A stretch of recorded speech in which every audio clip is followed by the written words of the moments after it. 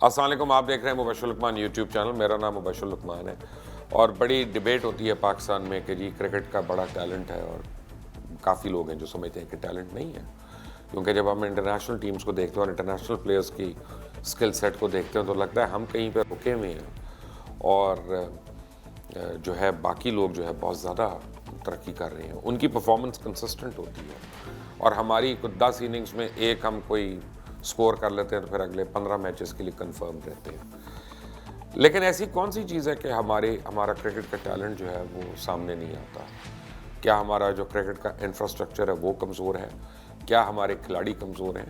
क्या हमारे कोचेज़ अच्छे नहीं हैं कि बांग्लादेश की टीम हो तो हम हाथ उठा के दुआएं मांगना शुरू हो जाते हैं? श्रीलंका अफ़गानिस्तान की टीम से मैच हो रहा हो तो पूरी कौम को 22 करोड़ को दुआ करनी पड़ती है, तब जाके टीम में कोई एक आधी परफॉर्मेंस आती है और हम कभी कभी को मैच निकाल लेते हैं।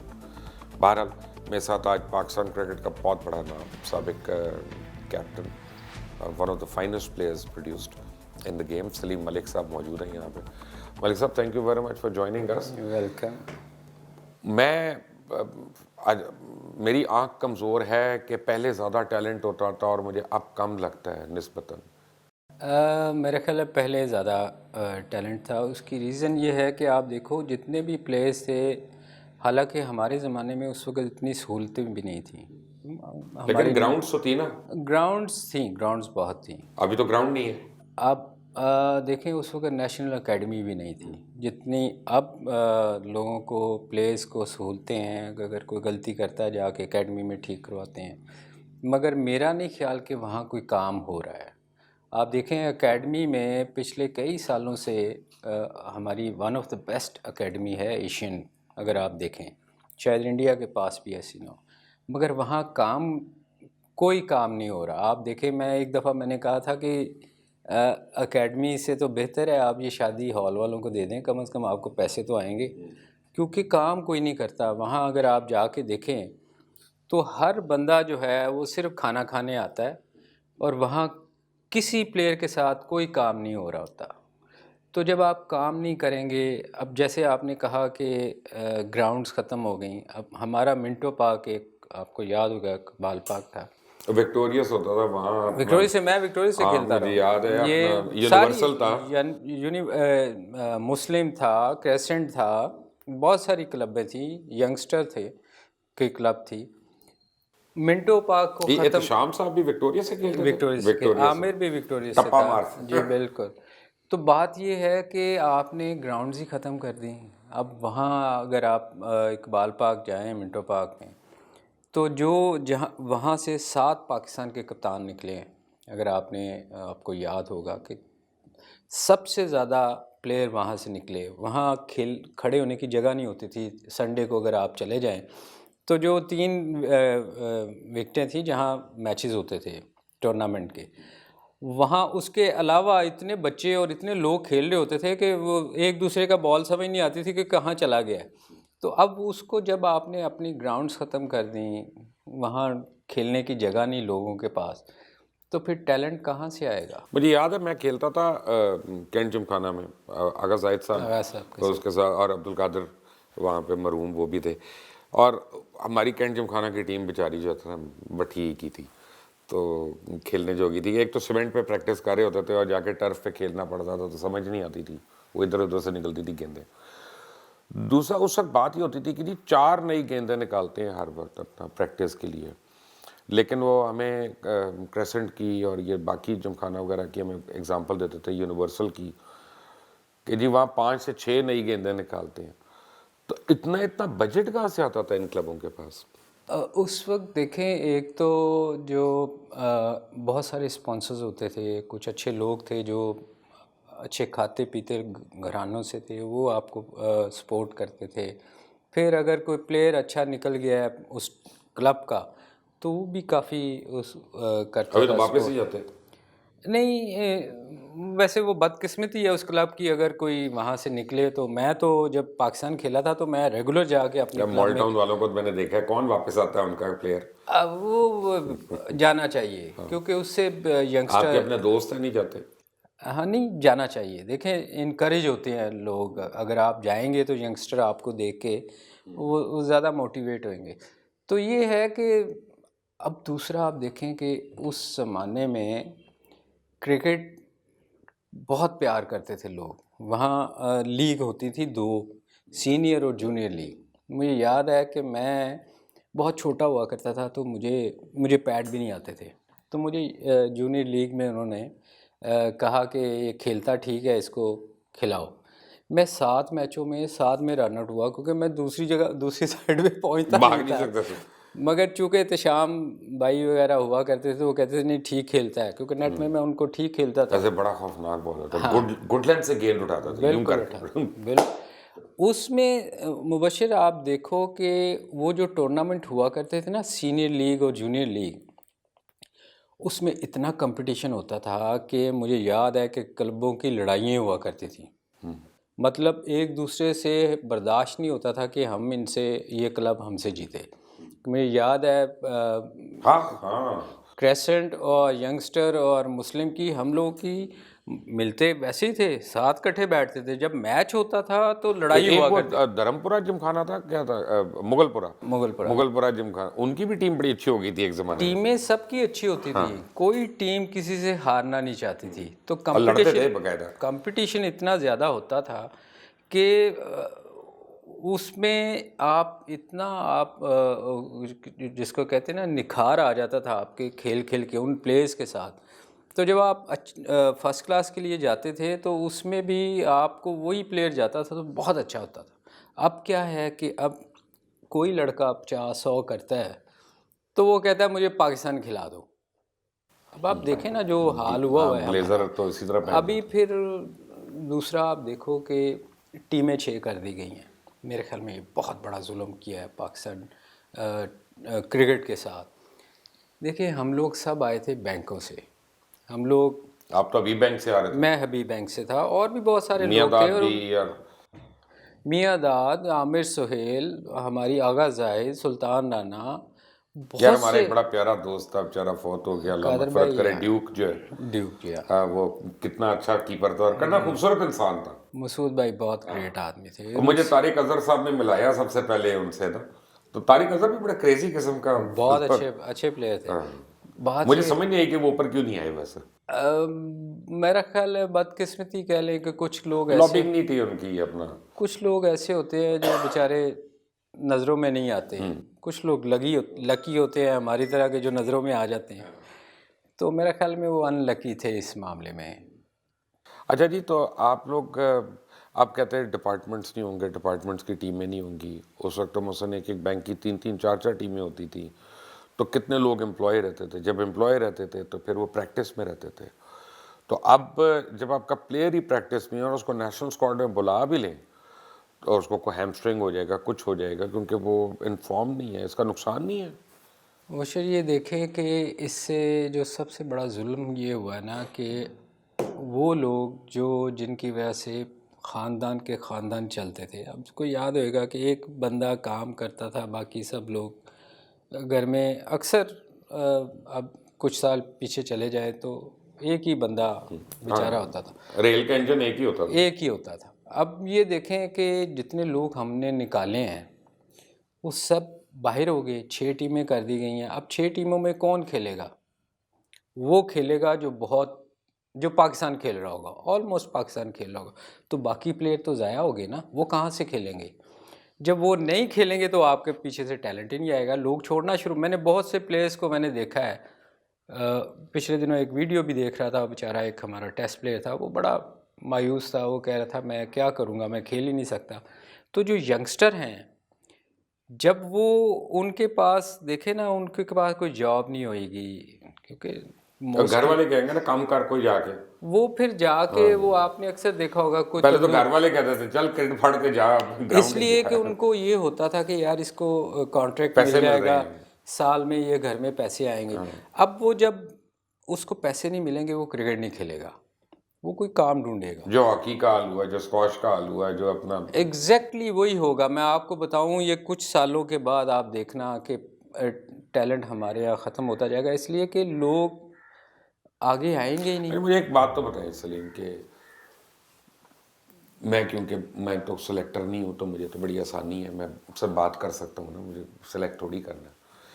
लेट से बन्नू की टीम है और उसमें एक बड़ा जेन्युइन फास्ट बॉलर है और अच्छा बॉलर है, लेकिन जिस तरह इनका शेड्यूल है वो पहली राउंड में उड़ जाएगी, पेशावर से हार जाएगी मैच ये वो लड़का कभी भी आइडेंटिफाई नहीं होगा, क्योंकि वो ऊपर तक तो आ ही नहीं रहा खेलने के लिए।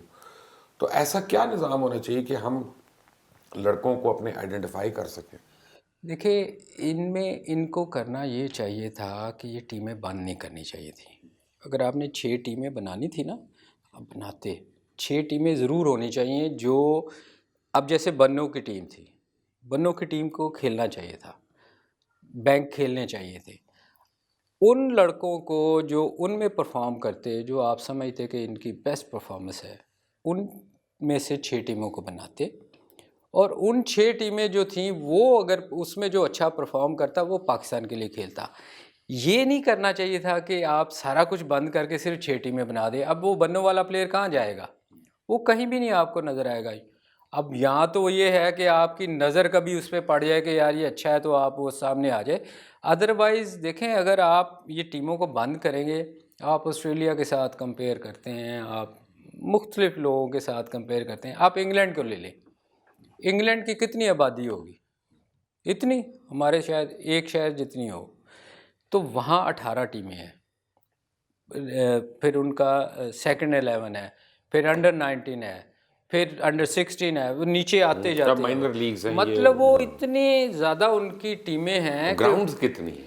ग्राउंड्स तो फिर आपको बनानी पड़ती हैं ना। आप देखें, इतने हमारी हम सोसाइटी तो इधर हाउसिंग सोसाइटी बनाते हैं। हम तो बहुत सारी जगह ऐसी हैं जो लाहौर में उनको पार्किंग प्लाजा बनाने लगे थे, शुक्र है वो बंद हुई। मगर बात यह है कि हमने क्रिकेट कम कर दी है। दुनिया में हम कंपेयर करते हैं जब दूसरे मुल्कों के साथ, उनकी आबादियाँ बहुत छोटी हैं। तो ये मेरे ख्याल में इस पे हमारे लोगों को सोचना चाहिए, और स्पेशली इमरान खान जो खुद क्रिकेट में मतलब प्राइम मिनिस्टर इमरान क्रिकेट तो की वजह कहते से हैं कि बना। मैंने काउंटी की तरह खिलवानी है, सिटीज़ के अंदर होना चाहिए। तो देखें, सिटीज़ के अंदर होनी चाहिए। उनकी मैं बता रहा हूँ आपको कि उनकी आबादी थोड़ी सी आबादी है और उनकी 18 टीमें हैं। तो या तो हमें तो फिर 36 टीमें करनी चाहिए। तो इमरान को बताया नहीं आपने ये? देखिए, खान साहब को बहुत सा दफ़ा कोशिश की मैंने कि मुलाकात हो उनसे, बात इस सिलसिले में हो। अनफॉर्चुनेटली हमारे मुल्क के हालात ऐसे हैं कि मेरी तो मुलाकात नहीं हो सकी। वैसे बहुत सारे लोग हैं, अरीम शाह मिल सकती है, हम नहीं मिल सकते। हरीम शाह मिल सकती, हरीम शाह खान साहब को मिल सकती है। हाँ, मैं वही कह रहे जो उनके वो लिए टैलेंट नहीं है जो हरीम में है ना। ना सुंदस में, जो सुंदल खटक में है, वो भी टैलेंट आप में नहीं है। हाँ, मान लेना ये तो आप। अनफॉर्चुनेटली ये हम कुलीग जो हैं, हमारे लिए टाइम नहीं है, मगर ऐसे लोगों के लिए तो ये सोचना चाहिए, बात करनी चाहिए अपने कुलीग से। ये क्रिकेट को इम्प्रूव करना चाहिए, ना कि उसको बिल्कुल ही वो हम तो पीछे जाते रहें। हरीम शाह से सिफारिश करवा दें आपकी, जो आपकी अपॉइंटमेंट करवा दें प्राइम मिनिस्टर से। मेरा ख्याल उससे ज़्यादा सिफारिश आपकी ज़्यादा बेहतर होगी। मैं उनको अगर मिला अगले हफ्ते तो मैं उनको ज़रूर कहूँगा। But fact of the matter is के अब बांग्लादेश की टीम आई हुई है। आज पूरा लाहौर चोक्ड है वो एक मैच कराने के लिए। यार एक तो मुझे समझ नहीं आती, हेलीकॉप्टर से ले जाओ टीम को, पूरे शहर को क्यों ख़राब कर रहे हो? नहीं, पिछली दफ़ा इन्होंने अच्छा किया था कि सिर्फ उतनी रोड इन्होंने ब्लॉक की थी, वरना मुझे याद है जब जिम्बाब्वे आई थी एक दफ़ा, तो मेरा घर ये कैंट में पेट्रोल पंप पे मैं खड़ा था और साथ ही मेरा घर था। तो मैं वो उन्होंने सारा पाकिस्तान लाहौर बंद किया हुआ था, मैं घर नहीं जा रहा था। मैंने कहा यार मुझे तो जाने दो। वो कहे नहीं जी इधर खड़े रहें। तो ये इस दफ़ा मेरा ख्याल इन्होंने थोड़ा सा बेहतर है कि न सिर्फ अच्छा ये मुझे बताया ना, अभी भी पूरी कौम को दुआएं करनी पड़ेंगी कि टीम खुद से जीत सकती है? दुआओं के बगैर तो आपको पता है हम चलते नहीं हैं। हाँ। और पिछली दफ़ा जो सीरीज़ हुई थी अगेंस्ट श्रीलंका, आपने देखा था कि वो बी टीम थी। मेरे ख्याल बी भी शायद जब मुनासिब नहीं है क्या? किसी ज़माने में हमारी जो हबीब बैंक की टीम हुआ करती थी, वो शायद उससे जीत जाती। हाँ, एनी टाइम। तो हम उनके ख़िलाफ़ हम बड़ा सरवाइव किया, हम बड़ी मुश्किल से जीते। और मैं ये बताऊं, ये बांग्लादेश को भी आप इजी ना लें। ये अगर तो उनकी पूरी टीम आई है, चूँकि मैं नहीं हूँ इसमें, मुझे फॉलो नहीं कर रहे। बिल्कुल फॉलो नहीं कर रहा। तो अगर बांग्लादेश को भी आप इजी ना लें, इनकी टीम इतनी वो है कि वो फाइटर है और वो आपको अच्छी फाइट देंगे। तो इसका मतलब है कि अगले कुछ दुआएं दिन करनी टेंशन पड़ेगी। वाले हैं और दुआएं करनी पड़ेगी आपको। एक बात तो बताइए कि बहैसियत कप्तान, जब आप कैप्टन थे पाकिस्तान के, आपने गालिबन एज अ कैप्टन सबसे ज़्यादा स्कोर किया पाकिस्तान के लिए, तो सबसे ज़्यादा नेकनामी भी आपको ही मिली, ये क्या वजह है? आपको याद होगा कि जब मैं कैप्टन बना था उस वक्त दो लोगों की लड़ाई हो रही थी, वसीम और वकार की बड़ी वकार और शदीद लड़ाई थी। वसीम, बहुत लड़ाई थी। दो ग्रुपों में बटे हुए थे। वो कह रहा था मुझे कप्तान होना चाहिए, वो वसीम कहता था मुझे होना चाहिए वकार। तो उस लड़ाई में मुझे आरिफ अली ख़ान अब्बासी जो थे उन्होंने मुझे बुलवाया और कहा कि तुम कप्तानी करो। तो मैंने कहा जी देख लें, लड़ाई है इनकी। उन्होंने कहा तुम संभाल लोगे? मैंने कहा जी मैं सीनियर हूँ इनसे, मेरे आगे बोलेंगे तो नहीं, बना दें, देखी जाएगी फिर। तो मुझे कप्तान बना दिया गया। आपको याद होगा फिर मैं, ये दोनों मेरे से बोलते नहीं थे, बिल्कुल नहीं बोलते। अब मैं पूरा वाकया सुनाऊँ आपको? हाँ, पूरा सुनाइए। आप मुझे सुनाइए, जब आप बॉलिंग मार्क पे जाके आप क्या कहते थे, बॉल कैसे मैं करो? बताता हूँ जी। जब मैं कैप्टन बना ना जी, तो अब मेरे साथ कोई नहीं बोल रहा। वकार का ग्रुप अलहदा, वसीम का अलहदा, मैं बीच में अकेला घूम रहा होता था। डेलू कट्टा। मैं खैर हम न्यूजीलैंड चले गए। न्यूजीलैंड जब गए तो ये ऑकलैंड में था पहला मैच? हाँ, ऑकलैंड में। मुझे याद है मैं ना थोड़ा सा गुस्से वाला था। मैं किसी बात सुनता नहीं था क्योंकि परफॉर्म करते थे, खेलते थे, पता था जब नहीं करेंगे सवारी थी कोई नहीं। तो मुझे इनको पता था सबको कि मैं बात नहीं सुनता। मैंने अपने फादर इन लॉ मेरे थे उस वक्त डायरेक्टर हेल्थ, तो मैं देखता था वो पिछले कई सालों से इस्लामाबाद में ही हैं। मैं कहता था यार इनकी पोस्टिंग नहीं होती कभी। तो मैंने उनसे मशवरा लिया। मैंने कहा जी मैं कैप्टन हो गया, मुझे कुछ बताएं कि मुझे क्या करना चाहिए, मैं तो बर्दाश्त नहीं करता किसी की बात। उन्होंने कहा यार सारे ना मिल के चली, लड़ी ना किसी ना। अच्छा, वो मेरे दिमाग में बैठ गई। हम न्यूजीलैंड चले गए।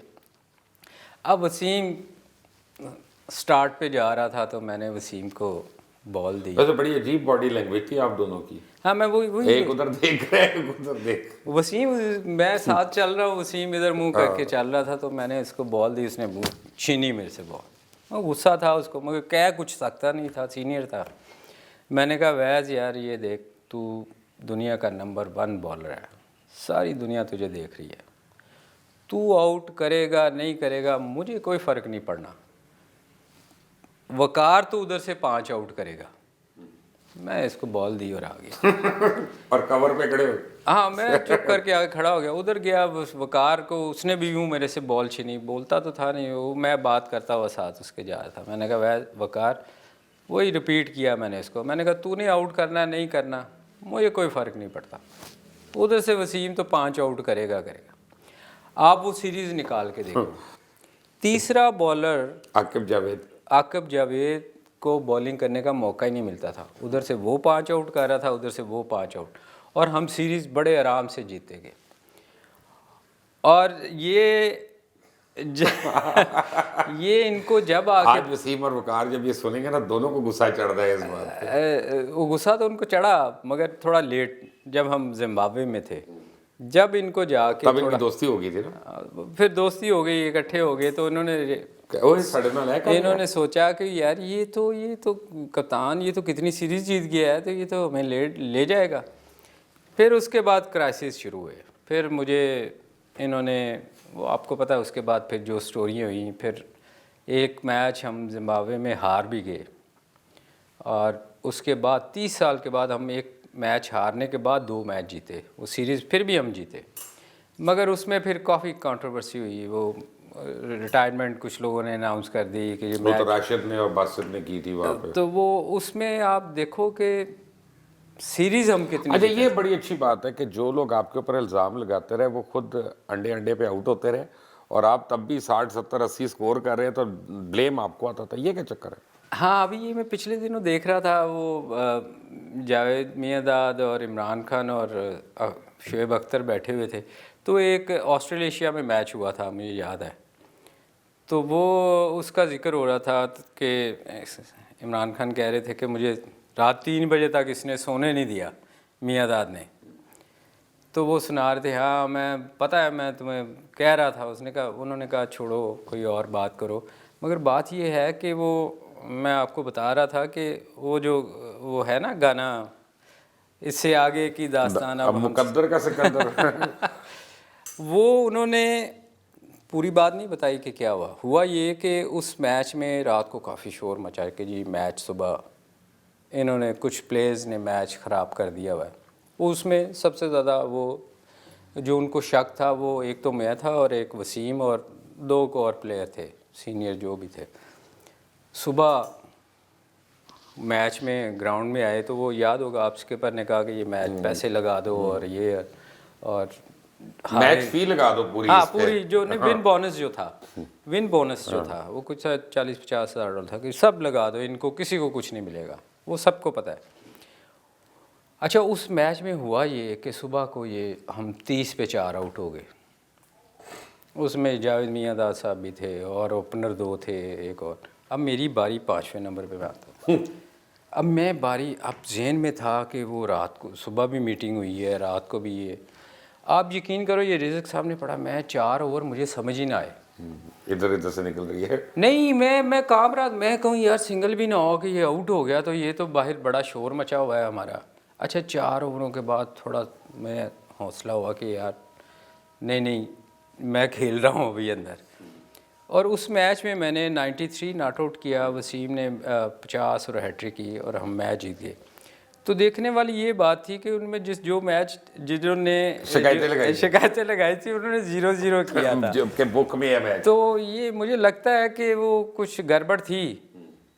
पर ये देखना चाहिए कि कौन आउट हुए थे उस मैच में, उन पे। आप ये कह रहे हैं कि वो मैच में कुछ लोग बुक में थे? नहीं, मैं ये नहीं कह रहा, जो शोर कर रहे थे फिर उनको देखना चाहिए ना उन्होंने क्या किया है। हाँ, तो वो शोर फिर इसलिए कर रहे थे ना। तो मैं ये तो कहता हूँ कि ये अगली दास्तान तो सुनाएं कि आपने क्या किया। आप अब दूसरों पे अंडर प्रेशर कर दिया था। तो ये हमारे यहाँ स्टोरियाँ लोग अच्छा, सुना। आपको ग्रैम गूच ने कहा जब आप एसेक्स कहे कि जी you are the best batsman in the world. हाँ, वो मीटिंग मैं जब चूँकि इंडिया में नेहरू कप में मैं उनके ख़िलाफ़ सेमीफाइनल में बड़ी अच्छी इनिंग खेला था। हारा हुआ मैच जीते थे। हाँ, मेरी हैमस्ट्रिंग पुल थी, हमने 200 के करीब खड़े होके खेलना था ना। खड़े हो गए, मैं स्कोर नहीं भाग सकता था, मैंने रनर लिया हुआ था। तो वो मैच में मैंने अच्छा स्कोर किया, नीचे आया, हम हार चुके हुए थे ऑलमोस्ट। तो नीचे से आगे बड़ा तेज़ खेला मैंने, अगर आपको याद होगा, मैंने 70 के करीब किया था। मैं खड़ा ही रहा था, मैं हिट्टे मारता गया, वो लगती गई। रमीस मेरे सामने थे उस वक़्त, आखिरी पेयर था हम लोग, तो हम मैच जीत गए। तो वो उन्होंने उसको देखते हुए कि ये दोनों फॉर्मेट में अच्छा खेलता है, मुझे एसेक्स के लिए उन्होंने काउंटी में ले लिया। और जब पहली मीटिंग हुई एसेक्स के ख़िलाफ़, सरे के ख़िलाफ़, वकार के ख़िलाफ़ मैच था, तो मैं वो बैठ के मेरी तारीफ़ें कर रहा है। वो जैसे होता है कि प्रो था मैं उनका, तो मैं कुर्सी के नीचे जाता जाऊँ, मैं मतलब इतना अंडर प्रेशर कर दिया कि ये बड़ा प्लेयर है और ये और वो जो भी तारीफ़ें होती हैं। तो मैं मैच शुरू हो गया, तो वकार पीक पे था, उसने लोगों के टो इतने स्विंग कर के मारे थे, चूँकि हम इकट्ठे खेलते थे। तो वकार को चौके मारे ना उसको वहाँ पे 7-8। हाँ, वो मैंने यही था कि मैंने कुछ 6-7 चौके उस मैच में मारे और सारे वकार को थे, इसलिए कि वकार और उसमें देखा हुआ था ना उसको। एक ग्रेटनेस थी वकार को कि उनका कप्तान टोनी ग्रे का भाई था, वो उसको बार बार के इसको बाउंसर मार, मगर वो एज ए रिस्पेक्ट उसने मुझे बाउंसर नहीं की, वकार ने बड़ा उससे लड़ता रहा। तो उस मैच में भी मैं कोई 90 के करीब किया होगा, हम लोग मैच जीत गए, तो मेरी इज़्ज़त बच गई। मैं मतलब जो उसने तारीफ़ें की हुई थी, फिर उस सीज़न में आपको पता है वो अल्लाह का शुक्र मेरे पे बहुत करम रहा। 2500 स्कोर किया आपने। हाँ, और वो चैम्पियनशिप जीते पहली दफ़ा। ये ऐसा हुआ कि एसेक्स की तरफ से मतलब एशियन हमारा पाकिस्तानी को प्लेयर जिसने स्कोर किया, एवरेज टॉप की मैंने। और वैसे तो लोग वहाँ बड़े बड़े सालों से खेलते रहे, चैंपियन नहीं। लेकिन आपस की बात है, क्रेडिट देना पड़ेगा कि उन्हीं ग्राउंड्स पे ज़हीर अब्बास ने भी 100 बहुत 100 स्कोर किए हुए किया, थे। जेड भाई ने बड़े स्कोर किए वहाँ। बल्कि उनसे पहले मुझे याद है डेनिस हेमिस जो है ना वहाँ बड़ा पॉपुलर होता था, और उसके बाद ज़हीर अब्बास के बाद लोग डेनिस हेमिस वगैरह सबको भूल गए हुए थे वहाँ। जेड भाई ने बड़ा स्कोर किया वहाँ, बड़े। स्क्वायर कट थी और जो कवर ड्राइव थी उनकी वो बड़ी स्टाइलिश होती थी। जेड भाई ने गलमोगन कौन सी थी, नहीं, ग्लॉस्टरशायर, ग्लॉस्टरशायर, ब्रिस्टल में था ना ग्राउंड हाँ उनका, वहाँ पे बिल्कुल, वो खेलते थे ग्लॉस्टरशायर से उन्होंने बड़ा स्कोर माइक प्रॉक्टर कैप्टन होता था उनका, Exactly. और अपना वो साउथ अफ्रीकन, बिल्कुल, और बड़ा अच्छा बॉलर था वैसे, स्विंग बड़ी अच्छी करता बहुत था अच्छी। वो, जेड मीडियम भाई फास्ट ने था। जेड भाई ने इंग्लैंड में बड़ा स्कोर किया है, बहुत ज़्यादा स्कोर। मुझे याद है जब वो पाकिस्तान आ रहे थे ना, तो इंडिया के साथ सीरीज़ के लिए 78 की जो हो रही थी, तो स्पेशल उन्होंने अंडरवुड को रिक्वेस्ट की, डेरिक अंडरवुड को, और उन्होंने विकेट को गीला करके ना अंडरवुड कॉन्स्टेंट उनको स्पिन करा रहा होता था, वो स्पिन खेलने की प्रैक्टिस की कि बेदी है, प्रसन्ना है, चंद्रशेखर है, वेंकट राघवन है, ये 4 स्पिनर्स, और ये 50 विकेटें ऑस्ट्रेलिया से लेके आ रहे थे उस वक्त सीरीज़ में, वहाँ से पाकिस्तान आ रहे थे, तो यहाँ इनका मकबरा बना दिया था ज़हीर अब्बास ने। नहीं, जेड भाई देखें, जेड भाई एक ऐसे प्लेयर थे जो मैं समझता हूँ पाकिस्तान ने इससे अच्छा प्लेयर शायद ही दुनिया में कम जो हुए होंगे बहुत यार, कम, क्योंकि दुनिया वो में कम, और इतना खूबसूरत खेलते थे कि मैं साथ खेला हुआ उनके भी, तो मुझे बड़ा मज़ा आता था एक वेव को देखने में और एक वेव भी बड़ा दलेर जेड भाई को देखने में। कमाल। बहुत, दोनों ऐसे प्लेयर थे कि आप तो मुझे एक बार याद है वो कर्नल शुजा साहब होते थे जी हमारे कमेंट्री पे बैठते थे, वो इफ्तिखार साहब के साथ, और इफ्तिखार साहब बड़े बायस्ड किस्म के थे ना, उनको पाकिस्तानी बड़े पसंद थे, और जो उनको वैसे पसंद थे लोग उनकी वो तारीफ़ें बहुत ज़्यादा करते थे।